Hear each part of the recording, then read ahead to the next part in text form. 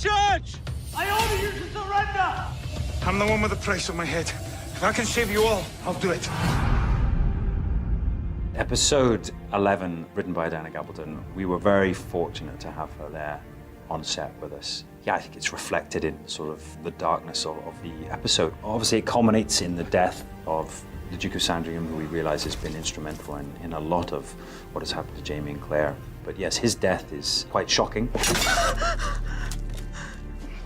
Before going into battle, the warriors would announce their fathers and their forefathers and sort of conjure up the spirits of their past fathers. And actually, when shooting it, Duncan Lacroix, who plays Marte, he did this beautiful speech in Gaelic where he, surprisingly to us all, before chopping off Sandringham's head. And unfortunately, it didn't quite make it into the cut, but it was a really special moment. And I know that Simon Callow, who plays the Duke of Sandringham, was terrified of Duncan because he's just this image of this bearded warrior.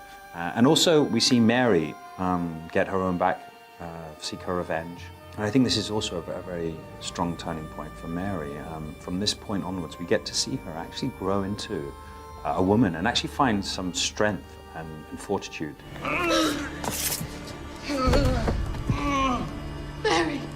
Before, she's been very innocent and naive, and the events that happen to her, she actually becomes stronger out of it, which is remarkable. And I think it's beautifully played by Rosie.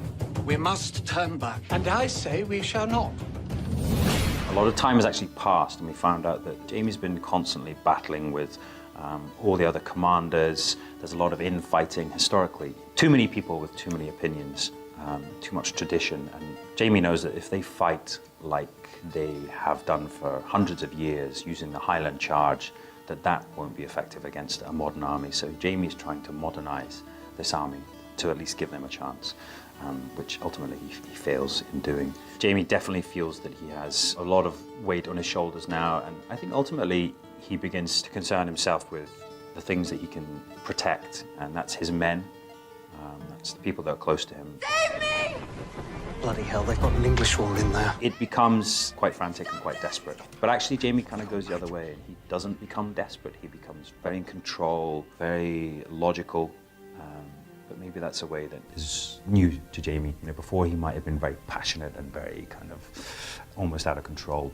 But now, he's a grown man and a grown leader of men. I was very aware and actually nervous about the first half, about playing him not the Jaime that we know and love, and not being as maybe sparkly or whatever it is, just not being quite present. And I was, slightly concerned that maybe the viewers wouldn't get that or they would be switched off by it. But I think that it's important to see that has affected his relationship with Claire, and that the relationship isn't working. It's a long process to get back to each other, which takes almost the whole season. But by the end of it, this mission, this trying to stop fate, it's bigger than both of them. It becomes less about their personal problems and more about the bigger picture.